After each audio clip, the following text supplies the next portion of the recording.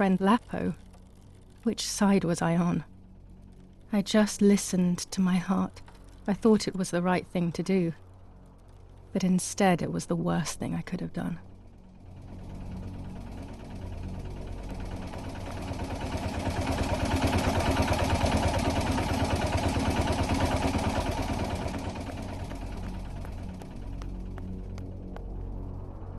I didn't go anywhere near the soldiers, Germans or allies. They had all caused me harm. I didn't want to approach anyone, for any reason.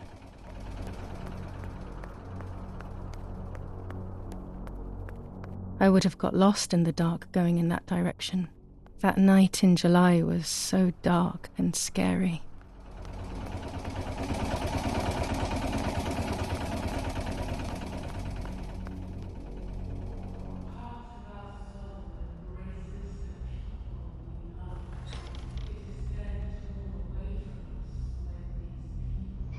Once I crossed that threshold, I completely lost touch with reality. Everyone around me had died while I survived everything.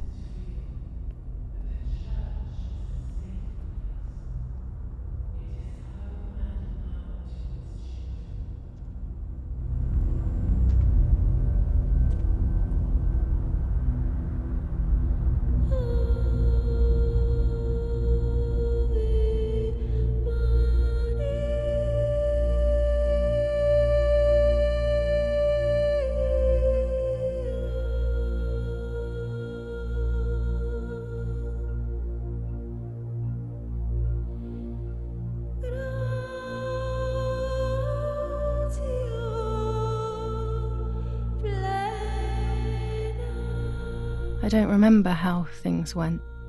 I just remember a big light and then photographs were being taken of me. There was a man dressed in white, a doctor, I presume. He was asking me questions, but I didn't understand what he was actually asking me. He wrote something on a piece of paper and then 2 nurses led me away. I was in the mental asylum.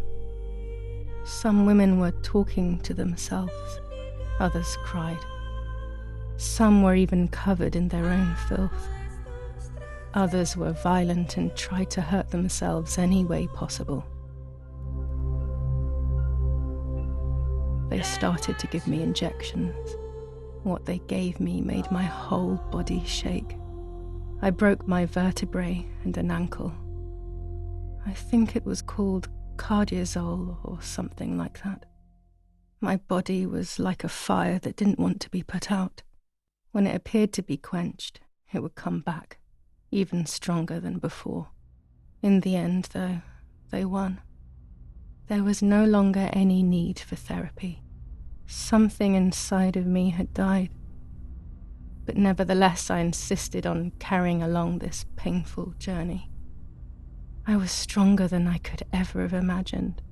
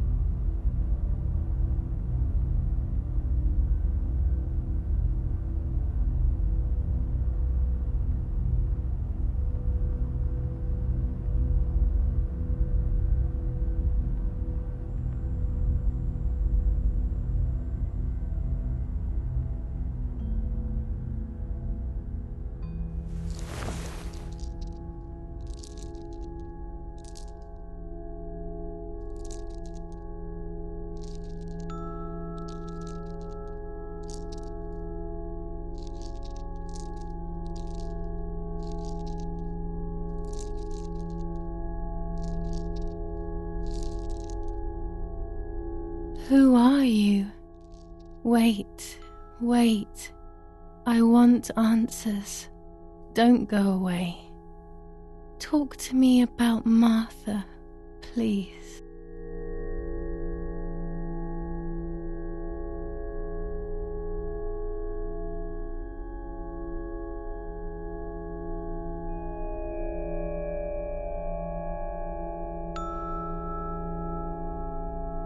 Martha does not exist. She never existed. She's just a figment of my imagination. Impossible. I remember her.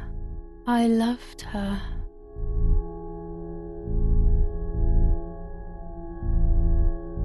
In some respect, Martha does exist. She is within me.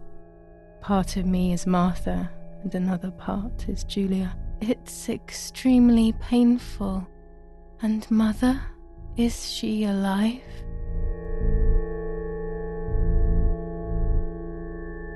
Mummy is dead. Nobody knows that better than I do, unfortunately. It's useless to try and deceive ourselves. Did I do what I think I've done?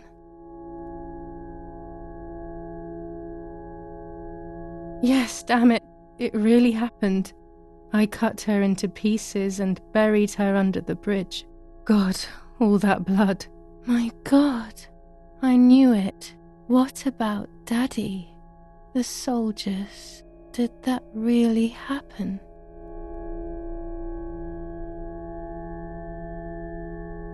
If I think back to that moment, everything is muddled. I do not know how to answer. No answer is perhaps the most painful answer. What about Nanny?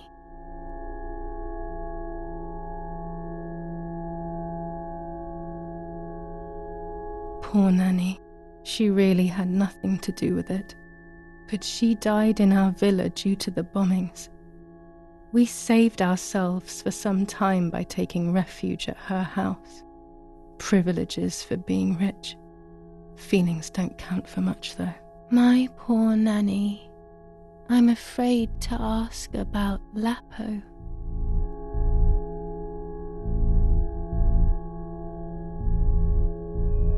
Lapo is dead. He was blown up by a landmine.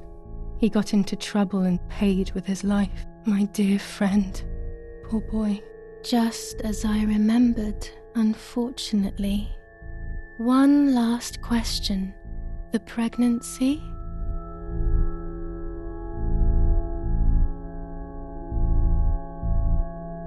I was pregnant, but then I had a miscarriage. So much blood that morning. And my mind decided that things had gone differently. Who knows what else I was hiding? That's enough now. All of these questions are pointless, aren't they? It's all inside of us. We just need to turn the mirror. Is it not all just the reflection of an unknowable existence? Nothing more than a puppet show.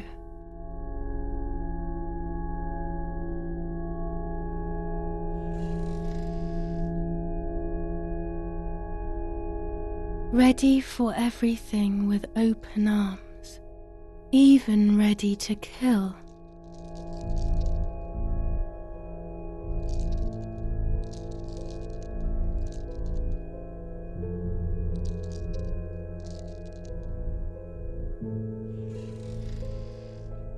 Legs always ready to run.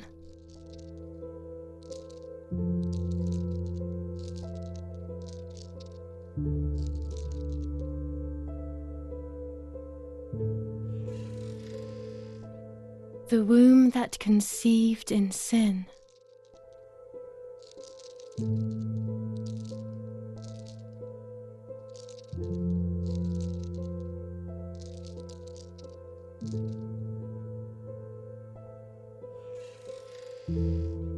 Lastly, the mind. To protect us, it has turned us into monsters. Either way, we cannot live like this, can we? I'll take care of it. I don't need to worry. I'll try to sleep if I can. I've got this.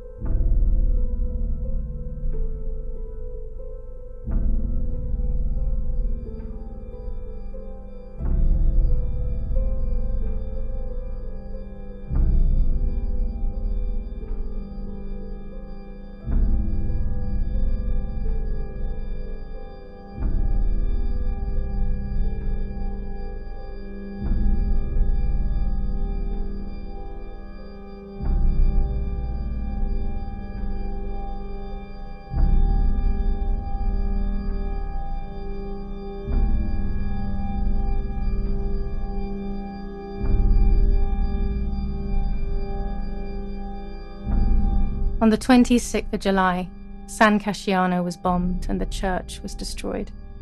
But I was not there then. I was already in the asylum. Once again, stubbornly, I was not dead. The bombs hadn't killed me, and I had also survived myself. The most absurd test and the hardest one.